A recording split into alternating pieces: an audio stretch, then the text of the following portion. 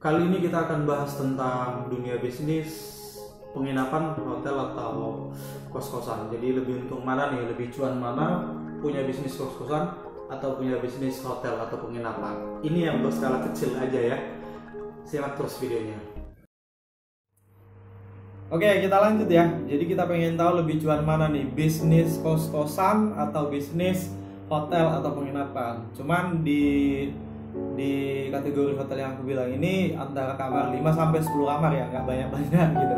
Setara dengan budget hotel lah gitu. Jadi fasilitasnya seperti ini, seperti ada AC, TV, ada kasur, ada kamar mandi, standing shower gitu kan. Kemudian ada handuk, ada air mineral 2 botol sama perlengkapan sabunnya. Itu fasilitasnya. Ini sama nih, hampir sama lah hotel budget dengan kamar kos-kosan yang eksekutif atau kos elit namanya, hampir sama fasilitasnya. Nah untuk harga, kalau kos-kosan kayak di Kota Batam ya, itu di angka 1,2 atau 1,3 paling murah dengan fasilitas yang hampir sama ya, kayak hotel budget itu. 1,3 masih ada saya dengar 1,2, tapi itu lokasinya di pinggiran kota kayak di Batu Haji mungkin, Tanjung Uncang, Sekupang yang agak jauh lah gitu. Ayu, Punggur ya gitulah. Tapi kalau di pusat kota kayak Nagoya, di Batam Center itu kayaknya di angka 1,5 sampai ke 2 juta yang punya fasilitas seperti hotel budget itu, ada AC, ada kasur, ada ini segala macam gitu. Itu untuk harga, untuk satu kamar ya. Satu kamar di angka 1,3 atau 1,2 lah yang paling murah. Ini paling murah kan. Bilanglah 1,5 dulu lah di angka standarnya 1,5. Kalau hotel dengan fasilitas yang aku sebutkan tadi, speknya kalau dijual per malam itu di angka 150 sampai 200. Teman saya ada di Batam Center yang punya penginapan seperti itu, 4 atau 5 kamar. Sebelum BBM naik, mereka jual itu 150.000 per hari atau per malam satu kamar. Mereka punya 5 kamar kan, jadi mereka jual 150. Tapi setelah BBM naik, mereka jual di angka 200 sekarang. 200.000 per malam gitu. Nah kalau untuk misalnya penginapan ini kan nggak sampai kadang 24 jam kan durasi tamu nginap di situ. Misalnya nih dia nginap datang atau check-in jam 11 malam, kadang jam 12 malam, kadang jam 1, kadang jam 9 gitu kan.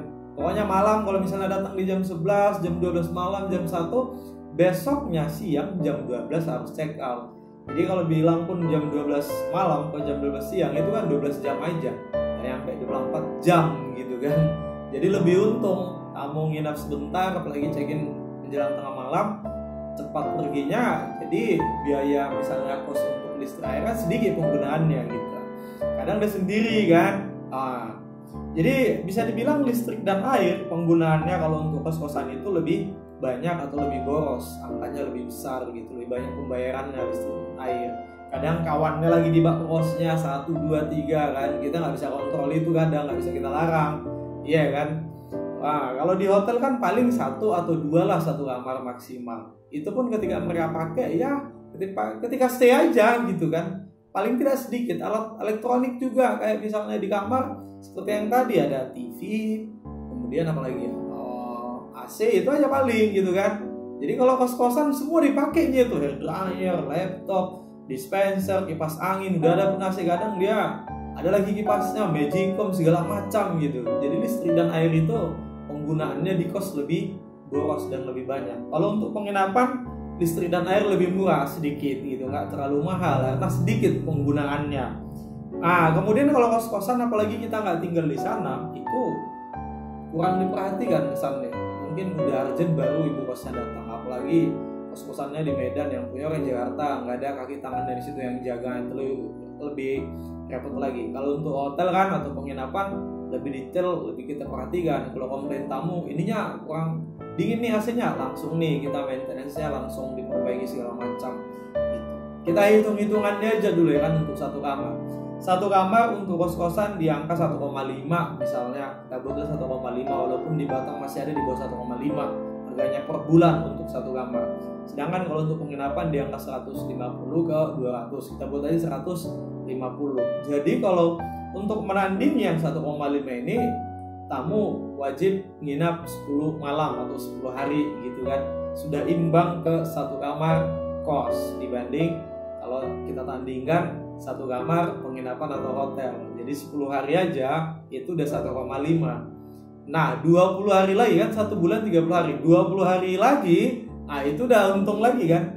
Jadi kalau 150.000 kali 30 itu udah 4,5. Kalau ada lagi yang 31, nah lebih lagi kan 4,5. Sedangkan kalau kos-kosan nggak ngaruh mau 28 hari, 29 hari, 30 atau 31, tetap bayarnya 1,5. Berarti lebih untung dong kalau hitung-hitungannya. Kalau kita punya penginapan, kita jadikan kos-kosan kita jadi penginapan atau hotel gitu. Bisa offline atau pembayarannya online, pemesanannya juga online, bisa daftar ke website, ke aplikasi berbasis apps gitu.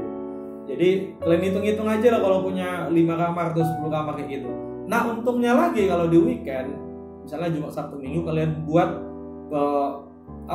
misalnya short time, part time gitu, misalnya 2 jam, per 3 jam, 4 jam, 6 jam, 8 jam, langsung bagi 2. Misalnya dia sewa kamar itu 2 jam buat 50.000, atau 6 jam buat 70.000, atau 8 jam langsung setengah, dari Cepek Limpul dari 150 langsung buat 75, 8 jam gitu kan.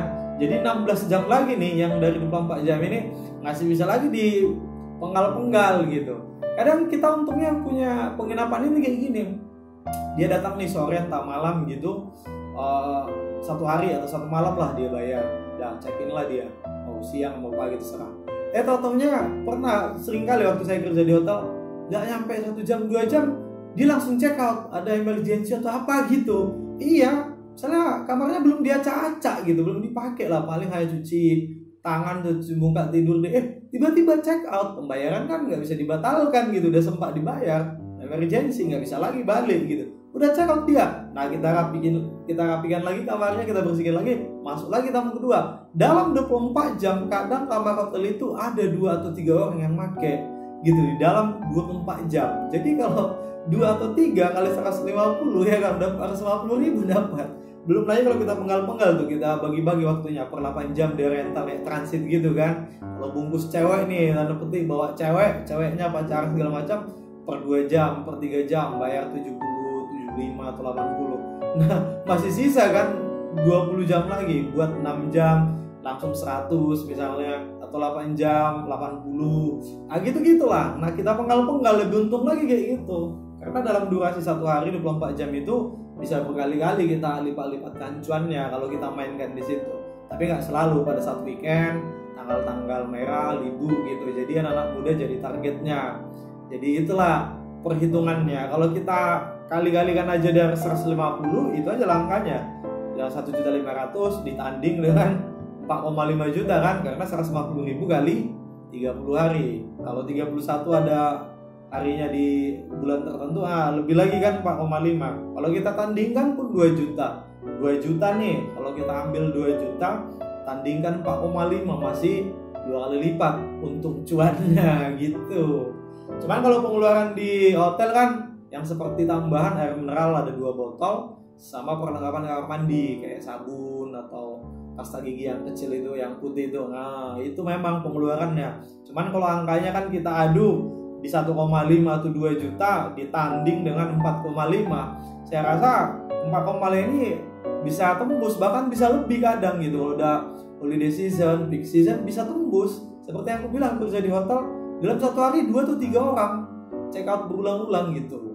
Jadi bisa lebih dari 4,5 nih.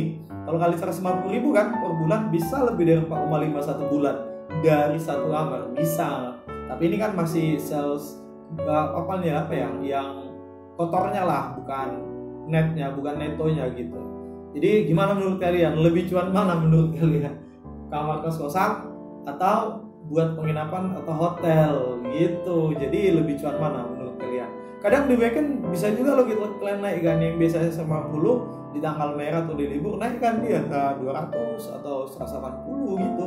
Biasanya anak-anak perhotelan bisa menaikkan itu harganya kalau dia padat, banyak tamu, area besar. Biasanya kalian jual kamar 150.000 per malam, jual 200, jual 180 gitu harganya. Ya, angka 4,5 juta yang bulan ini pasti lewat itu, lebih lah 4,5 juta per bulan. Listrik air lebih murah lagi, lebih bersih kan, lebih terjamin, lebih terawat properti kalian, gedung kalian, hotel kalian dibanding kos-kosan lebih amburadul lah biasanya, iya kan? Oke ya, terima kasih. Itu aja dulu menurut aku. Buat kalian yang kerja di perhotelan yang punya penginapan, bolehlah kasih saran atau masukan gitu. Setuju nggak yang aku bahas di video gini? Terima kasih.